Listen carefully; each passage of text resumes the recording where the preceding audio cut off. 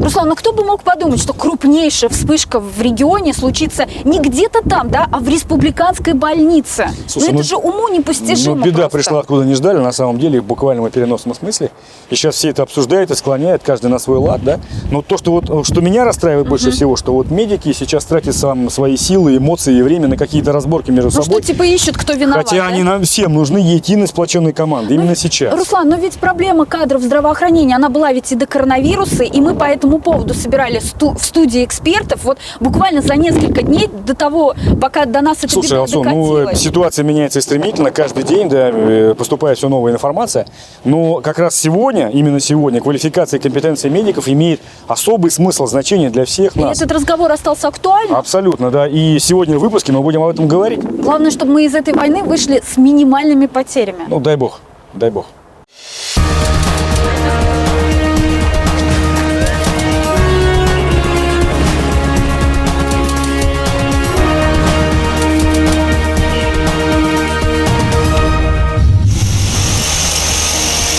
Все сотрудники будут одевать данный костюм. Появилось очень много пневмоний. Мы об этом докладывали нашему руководству. Мы понимаем теперь важность защиты не только пациентов, но и персонала.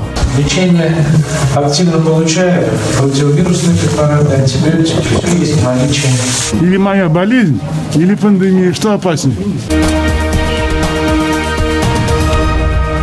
Это кадры с телефона, а он в полиэтиленовом пакете для защиты от вируса. И такая экскурсия. Сегодня единственная возможность побывать внутри республиканской клинической больницы имени Куватова. В тех самых грязных зонах, где проходит лечение с подозрением на коронавирус. Один из них Тимур Шарипов, рентгенолог РКБ, почувствовал себя плохо пару дней назад. Вообще состояние вполне такое нормальное, удовлетворительное. Температура поднимается периодически до 38, а снова небольшая слабость.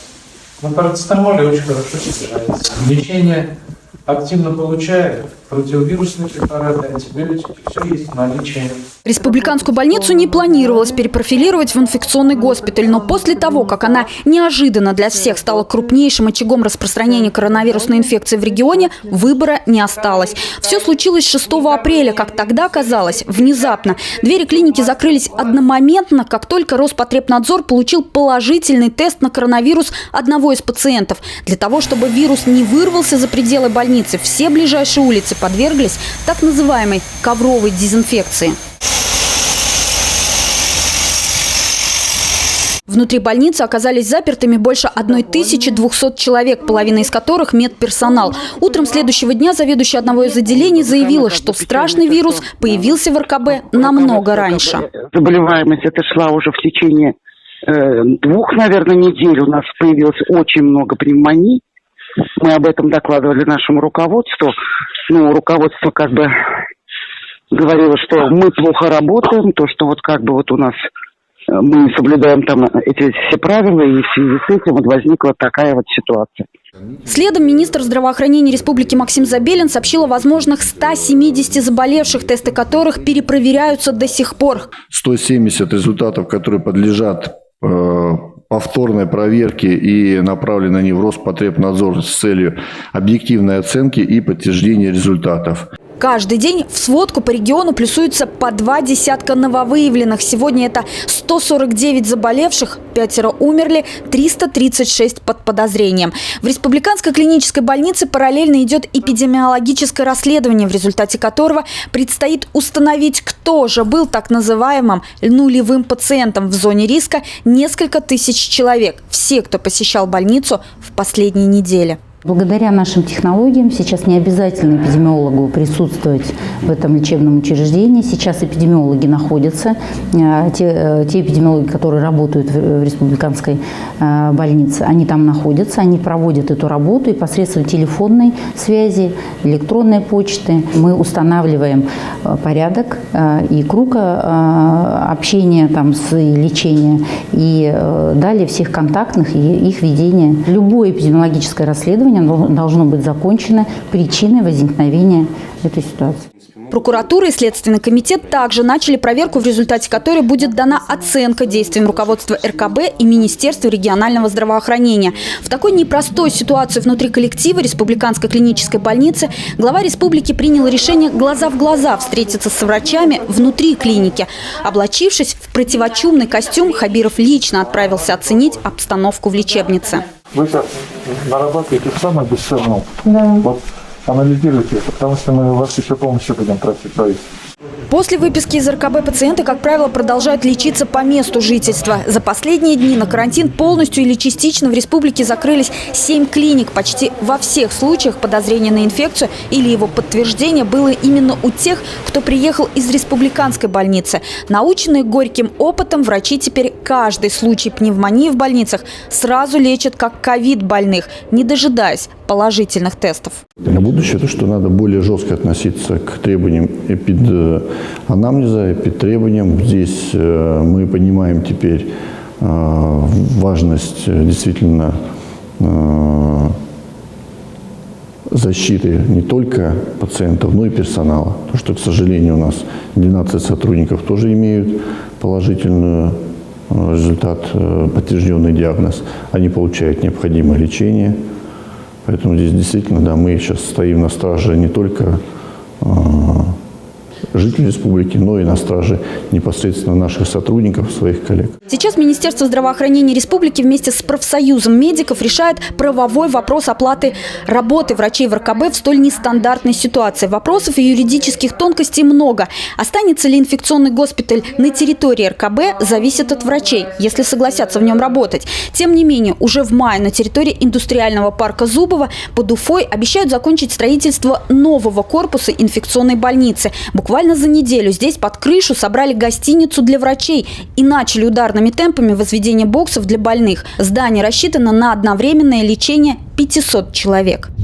Кризисная ситуация с пандемией заставила нас посмотреть по-новому на реальную картину состояния здравоохранения в разных странах. И Россия не исключение. И вопрос готовности медицинских кадров к новым вызовам и угрозам сегодня важен как никогда. Об этом мы поговорим сегодня вместе с Алсу Сликаевой, нашими гостями в студии программы «Честно говоря». Итак, представим гостей. Ректор Башкирского государственного медицинского университета Валентин Николаевич Павлов, министр здравоохранения региона Максим Васильевич Забелин, практикующий врач-педиатр, детский кардиолог Гульнара Идрисова и Юрий Кандалов, президент межрегиональной общественной организации нефрологических пациентов. Здравствуйте, уважаемые гости. Здравствуйте. Добрый вечер. Скажите, пожалуйста, Максим Васильевич, наверное, начнем с вас, да? Насколько кадровая проблема, проблема подготовки кадров, их компетенций и квалификации сегодня остро стоит в республике? Вопрос действительно актуальный. Он актуален не только для Республики Башкортостан, он актуален в целом для системы здравоохранения Российской Федерации. Действительно, кадры решают многие вопросы и решают не только проблемы здравоохранения, но и в других отраслях. Да, у нас сейчас идет нехватка, если говорить в целом, это более чем 1200 врачей, которые нам необходимы. Действительно, есть большой дефицит именно узких специалистов, и есть такой определенный дисбаланс. У нас профицит врачей находится в крупных учреждениях, в стационарах, и в первичном звене действительно дефицит. И особенно это заметно в таких наших отдаленных районах и даже в относительно крупных городах, которые вот озвучили. Это и Салават, и Октябрьский, и Нефтекамск, там, где действительно врачей первичного звена не хватает. Это отчасти объясняется тем, что многие молодые специалисты действительно не стремятся пойти работать именно в первичное звено. Почему? Потому что, ну, даже если говорить по общему, сказать, такому мнению, которое неоднократно проводили мы свои опросы, проводит опросы постоянно и наш, можно сказать, стратегический партнер, это Башкирский государственный медицинский университет, что наши молодые специалисты хотят сразу получить компетенцию именно в узкой области медицины и стремятся попасть работать именно сразу в стационар. Это действительно более престижно, это более, можно сказать, в выгодном материальном плане? И в выгодном материальном плане в том числе. Специалистов же в первичном звене тоже не хватает. Но уровень заработной платы действительно здесь играет определенное значение. Если у нас, условно Какая говоря, разница? разница достигает 20-30%. Гульнар, правда, ваши коллеги, молодые специалисты, не хотят в первичном звене работать и уходят в стационар? Ну вот как ваша складывается судьба? Моя судьба и, в принципе, моя 7-летняя практика и сейчас 8-летний опыт, он про первичное звено. То есть я с удовольствием работаю врачом-педиатром, потому что прекрасно понимаю, что это вот основа. Потому что с педиатрией, в принципе, из детства, из правильного, начинается разгрузка узких специалистов в стационарах. Поэтому я вижу себя только в первичном звене. Ну, и я безумно удовлетворена этой работой. Но у вас же и узкая специализация есть. Да, у меня есть узкая специализация, поэтому по узкой специализации я как врач республиканского кардиоцентра, дежурант, то есть там есть дети с пороками, там тяжелые дети, то есть там, в принципе, скоропомощная огромная республиканская больница, а как педиатр я первичное звено. И я понимаю, что в этой сфере я реально себя нахожу. В частной практике, не в государственной. Почему? Потому что в государственной системе 12 минут лично мне и моим мамам было недостаточно.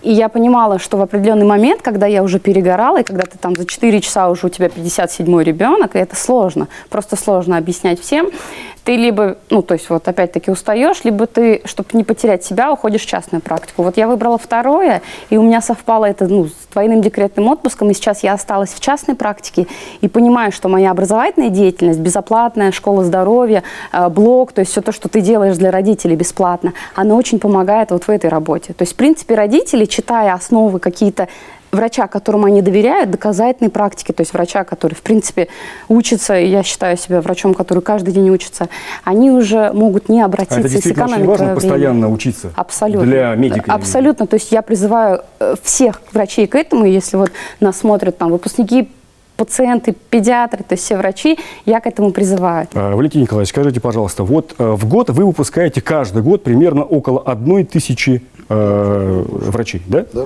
Но все равно их не хватает. Куда они деваются? Почему? Куда они уходят? Куда они деваются? К сожалению, сегодня, или не к сожалению, так развивается мир, это мировая проблема. Врачей не хватает сегодня нигде. Но это объективная проблема. Это объективная мировая проблема. Соединенных Штатах Америки, я к чему говорю? Германии, или характерные только вот для отдельных субъектов Российской Федерации? В Китае врачей сегодня в мире везде не хватает. Если раньше, еще 10 лет назад, мы говорили, возьмите, пожалуйста, Дрезденский университет, медицинский факультет. Наших студентов на практике говорю, нет, это сложно. Какой у вас уровень? Сегодня на нем и говорят, присылайте, лучших мы сразу оставим у себя. Врачей сегодня не хватает. Почему? Изменилось общество, изменилась ситуация, и сегодня врач этот человек, который... То есть они заканчивают вуз и уходят куда-то в другие сферы? Они могут, да, и в том числе уходят в другие сферы. Еще 15 лет назад мы считали, что из медицины сразу уходит каждый 10-й. Сегодня... Это 10%. 10%. Сегодня наши опросы показывают, что 30% наших выпускников и выпускников медицинских вузов всего мира начинают уходить в парамедицинские специальности, в новые специальности, те, которых сегодня нет, там, фитнес-медицина. Вы да? как-то можете на это повлиять вместе с Минздравом? Мы влияем, и здесь мы работаем совместно и с нашим Минздравом, и нас поддерживает федеральное правительство. Это система целевого обучения. Давайте сначала посмотрим сюжет, подготовленный нами. У врачей республики сегодня каждый день как новый вызов. Почти все они на передовой. Как изменилась работа медиков, что сами они думают об угрозе коронавируса, смотрим. Эти кадры в Уфимской городской больнице номер 8 мы сняли за день до ее закрытия. Ее переоборудование проходило стремительно. За неделю в больнице оборудовали 22 реанимационных места, а было всего 9. Переделали часть операционных.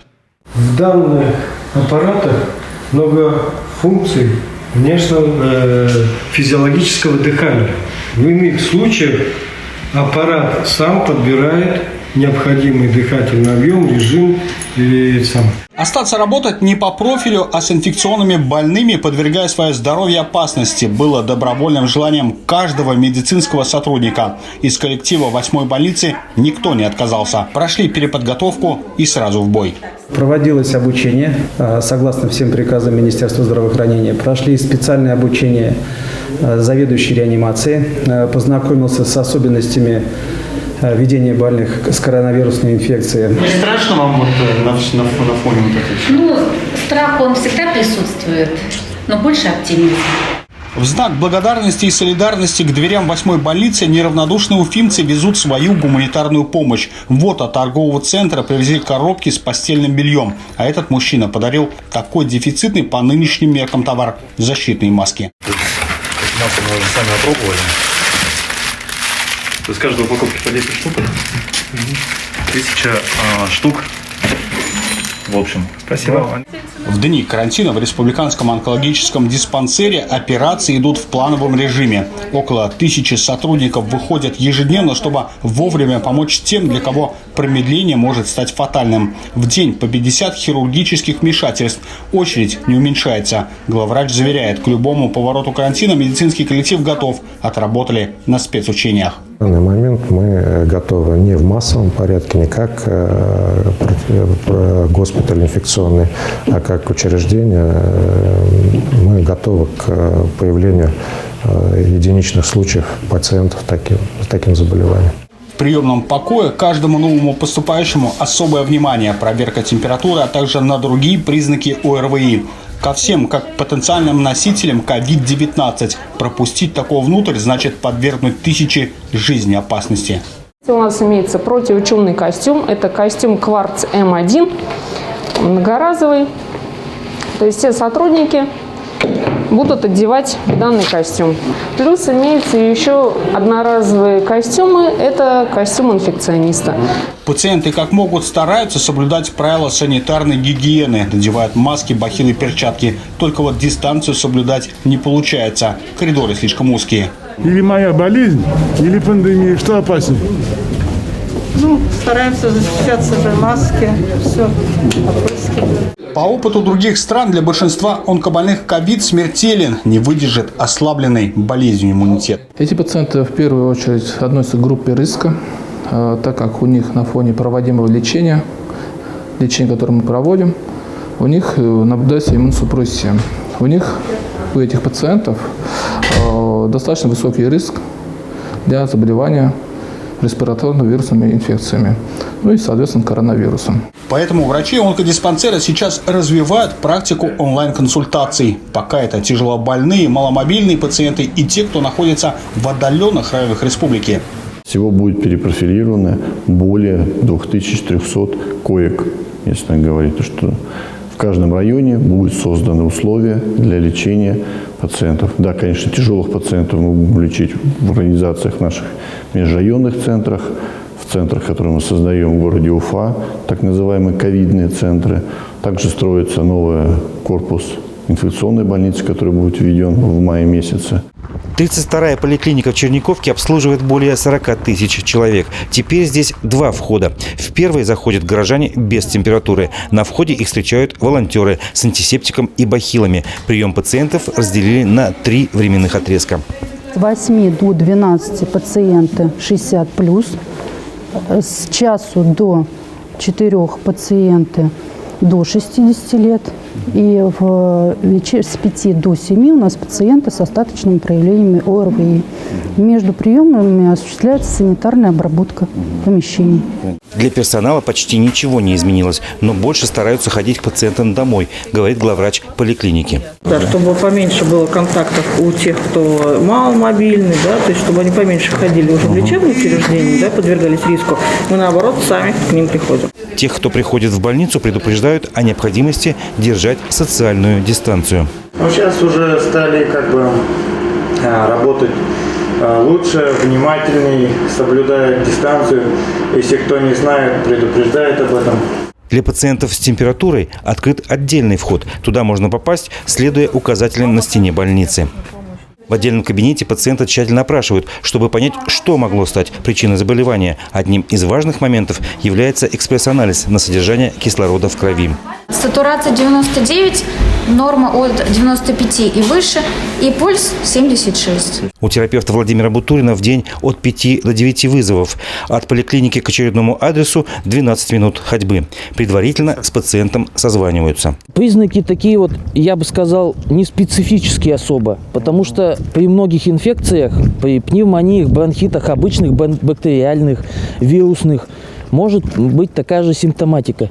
Поэтому достаточно в этом плане достаточно сложно. То есть нам больше поможет конкретно эпиданамнез. Сходу определить, болен ли человек коронавирусом или нет, сложно, говорит терапевт. Очень важно расспросить обо всем, что предшествовало болезни. Выезжал ли он из региона в последние 2 недели, контактировал ли с заболевшим. Вы, как представитель общественной организации, да, пациентов, как часто вы сталкиваетесь, к сожалению, с пробелами в квалификации и компетенции медиков? Это же прямая зависимость. Во-первых, мы уже с Максимом Васильевичем обговаривали эту тему, что у нас, к сожалению, нехватка нефрологов есть все-таки. Да, у нас всего действующих, принимающих врачей, наверное, в 3 больницах, так, Салават, РКБ. Нефрологи – это почки, так? 21-е, да. А остальные, в принципе, все переквалифицированные врачи, анестезиологи и так далее, находятся в диализном центре. Вот нехватка вот именно что нефрологов вот, чувствуется все равно. Как это сказывается на пациентах? Как сказывается? С каждым годом повышается число хроническим заболеванием почек. Вот как повышается. Но терапевты же должны снять это. Да, и хотел я сказать, момент. Что да, терапевты еще, то есть не совсем. С терапевтами, наверное, хотелось бы пациентам, что с терапевтами велась какая-то занятия какие-то, учеба, веб-конференции какие-то, собирались, чтобы терапевты раз хотя бы в квартал, потому что, заболевания почек, сами знаете, что в 50%, наверное, является толчком к заболеванию сердца, кардиозаболеванию. Наша республика является эндемичной зоной по геморрагической лихорадке с почечным синдромом, которая является пусковым механизмом для риска получения после данного заболевания именно хроническую почечную недостаточность. Но вот даже как практикующий специалист, есть масса у нас обучающих программ, семинаров, которые идут за счет средств государства, за счет образовательных целей, которые мы тратим, и средств обязательного медицинского страхования. Есть и бесплатные конференции, не обязательно. Это мы говорим опять о том, что медик должен постоянно совершенствоваться. Да? А получается, медики сами не хотят совершенствоваться? Здесь такая, можно сказать, мы о чем? Это зависит от его желания? Это добровольно или он его обязывает? Есть обязательные вещи, что каждые 5 лет любой специалист, который работает, независимо по какой специальности, обязан пройти курсы повышения квалификации и подтвердить свою квалификацию как специалист. Мы правильно понимаем, что сейчас страховая медицина выстроила систему конкуренции между государственными медицинскими учреждениями и частными? То есть гражданин, у него есть полис страхования, да? Он финансируется по системе ОМС, и у него есть выбор за бесплатной медицинской услугой идти либо в частную клинику, либо в государственную. Мы правильно понимаем? Вот здесь нам наша поликлиника помогает, то есть вот по детской кардиологии. То есть она приглашает к нам пациента, которого нужно госпитализировать по плану, то есть который должен пройти раз в год свой осмотр, расследование с каким-то сердечным детским заболеванием. И наша задача, да, его пригласить и сделать случай законченным. То есть так и работает это. Нам важно койки наши заполнить в отделении Юрий, детской у вас есть реальный выбор, как у пациента, выбирать лечебное учреждение, врача? Вот скажите, с точки зрения пациента. От компетенции, квалификации. Да, конечно. Сейчас много частных медицинских учреждений работает по ОМС. В принципе, для пациента это не бьет по карману, то есть он может лечиться где-то в частном, как в диализе, например, у нас большинство частных компаний. Но приходите вы туда по ОМС? По ОМС, конечно, пациент за это не платит. Как вы выбираете диализный центр? Вам кто говорит, в какой диализный центр обращаться, или вы сами выбираете? Сейчас у нас хорошая обстановка сложилась в республике. У нас, в принципе, каждый диализный центр прикреплен к месту жительства пациента. То есть есть в крупных городах, да. Вот, то есть 323 закона об основах охраны здравоохранения. Раз в год пациент имеет право самостоятельно выбрать так называемое прикрепление к той или иной медицинской организации. Так называемый Юрьев день. Условно, да. У нас такая есть точка отсчета до 1 марта. То есть каждый пациент, в том числе я, вы можете спокойно выбрать, что именно плановую амбулаторно-поликлиническую помощь первичного звена будете получать, допустим, в поликлинике номер 1. Но при этом неотложную медицинскую помощь, согласно программам госгарантии, вы можете получать на всей территории Российской Федерации без ограничений. Неотложную. Да, неотложную помощь, да. Понятно. То есть наши пациенты затруднений каких-то не испытывают в этом плане. То есть, да, они могут с диализом, допустим, путешествовать по всей России, по системе ОМС. Насколько вы компетенцией врачей довольны? Насколько нужно искать компетентного врача? Доволен ли мы или нет?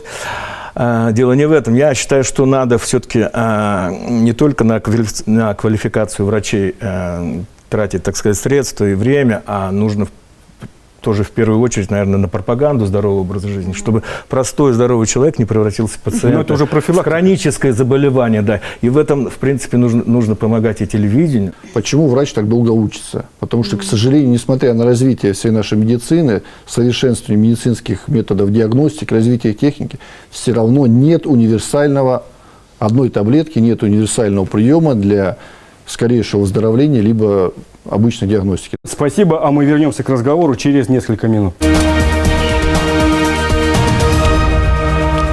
В эфире БСТ, программа «Честно говоря». И сегодня мы обсуждаем самочувствие нашего здравоохранения в чрезвычайном режиме борьбы с коронавирусом.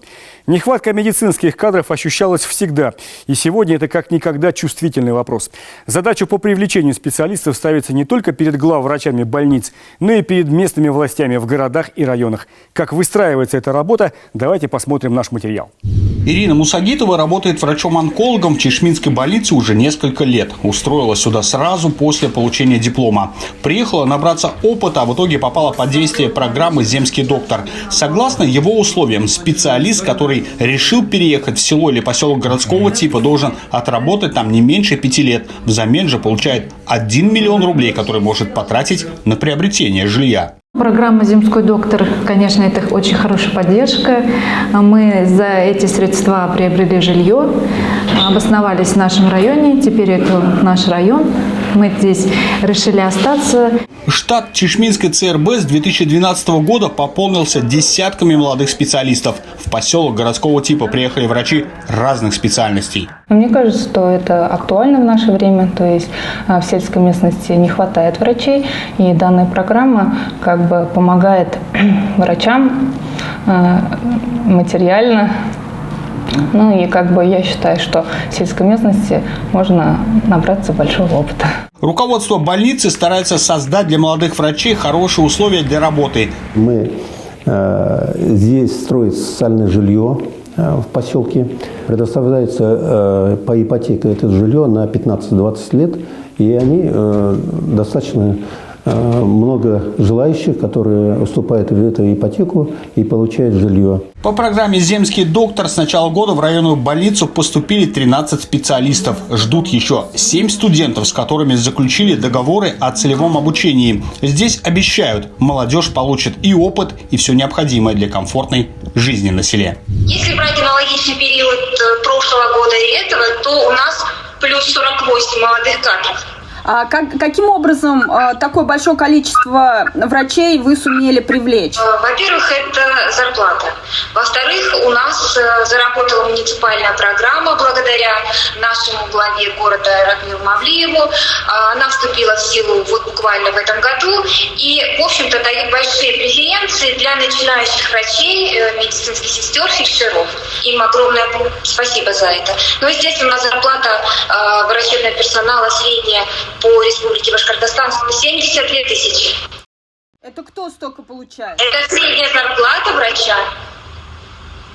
И это еще не предел, есть возможность заработать и больше.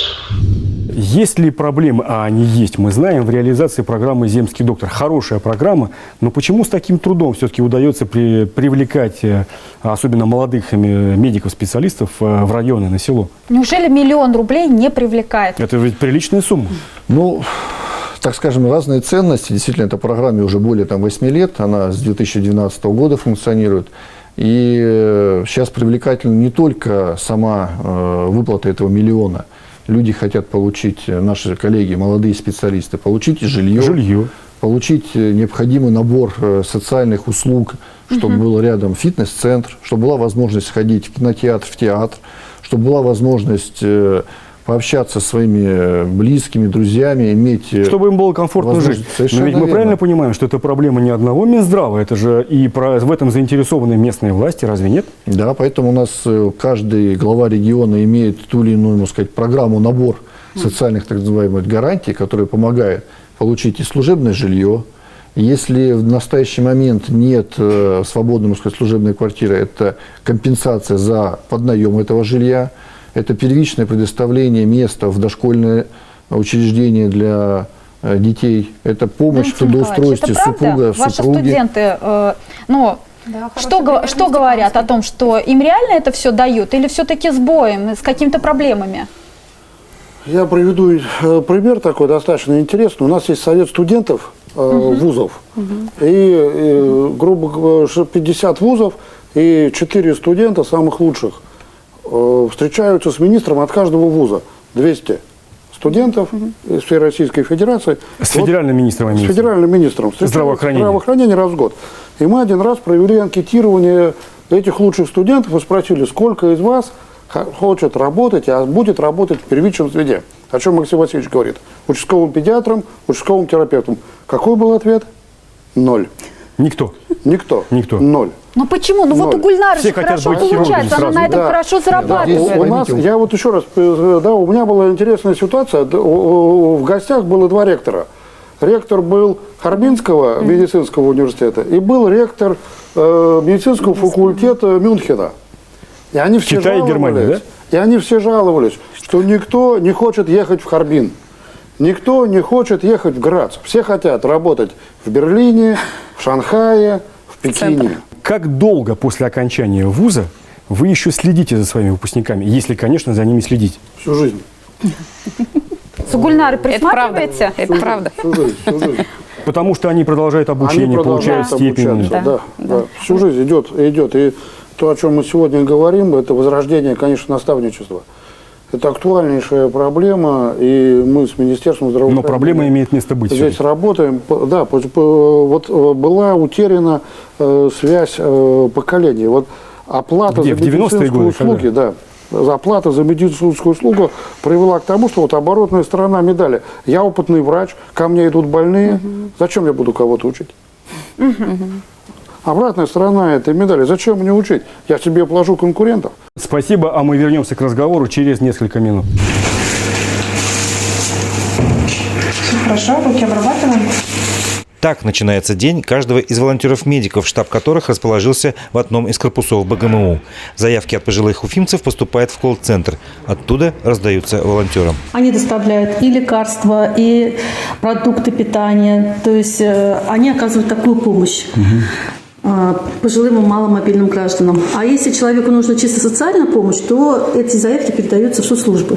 Маски, перчатки и антисептик выдаются волонтерам перед выездом. Заявка получена, можно выдвигаться. С собой выездная группа берет цветы. Их доставили в штаб предприниматели.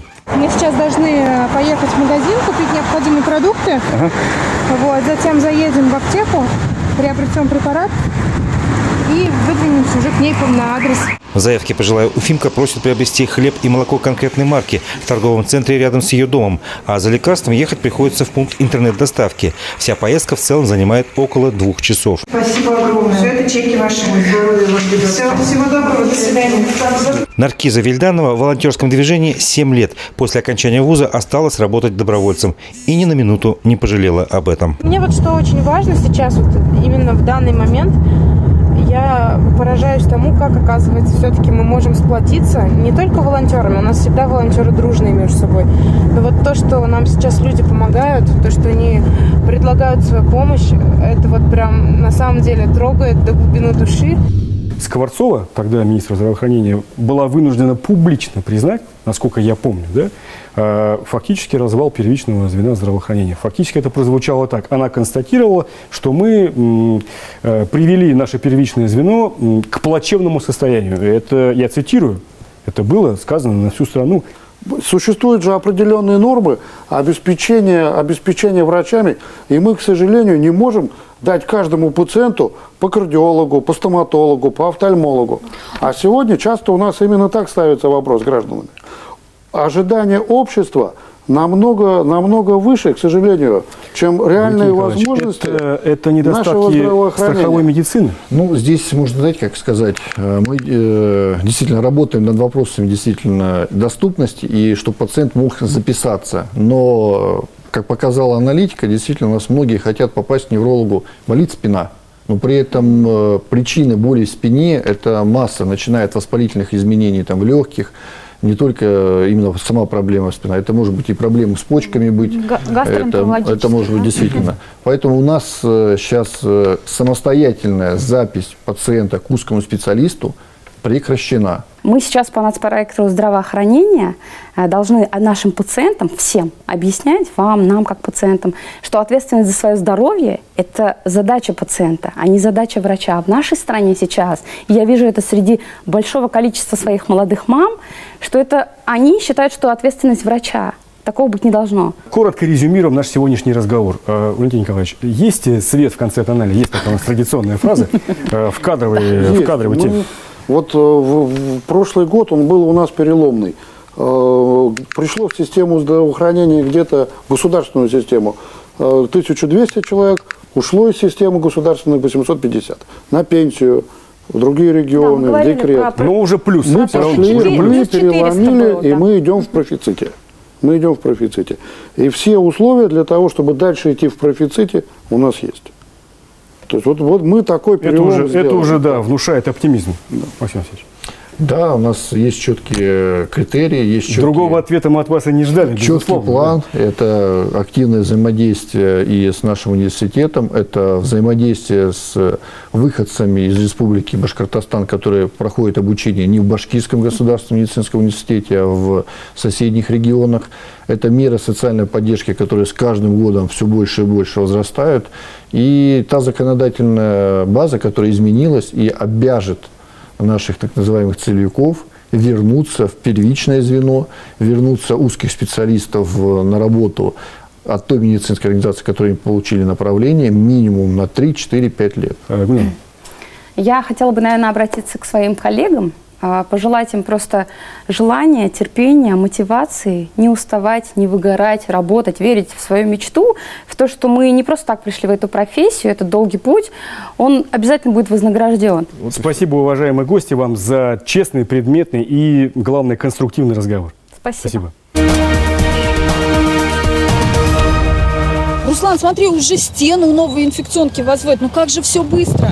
Слушай, насколько все изменилось, да, буквально месяц назад этой стройплощадки не было даже в планах и в проектах, да, но мы действительно живем в новой коронной реальности. Да, мне кажется, что ничего на самом деле не изменилось. Проблемы-то остались, Руслан, и в здравоохранении, и в жизни каждого. Просто сейчас все тушат пожар. И главное в этом пожаре не сгореть. Слушай, очень важно не плескать в этот костер бензин своей безответственностью, да, ведь кто-то стоит в стороне от пожара, кто-то на самом деле его тушит, причем рискуя своим здоровьем и даже жизнью. Ведь да, надо всем уже понять, да, что даже оставаясь дома, вы тоже тушите пожар. Ну, в этом плане, конечно, спасибо огромное врачам за самоотверженность. Но как изменилась жизнь, мы поймем ведь только когда коронавирус уляжется, посчитаем потери и уроки, которые нужно из этого извлечь. Слушай, ну я уверен, госпиталь построит в срок, да, но на войне как на войне, ну победа будет за нами. Не знаю, тебе слово.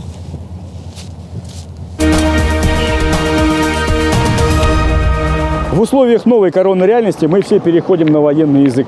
Антивирусный фронт, штаб, передовая, госпитали. Вся эта история с пандемией как проверка на прочность, как лакмусовая бумага для всех нас в отдельности и для всей системы в целом. Поэтому включайте голову и мойте руки. Берегите себя и своих близких. До свидания. Смотрите «Честно говоря» на канале БСТ и во всех соцсетях страны.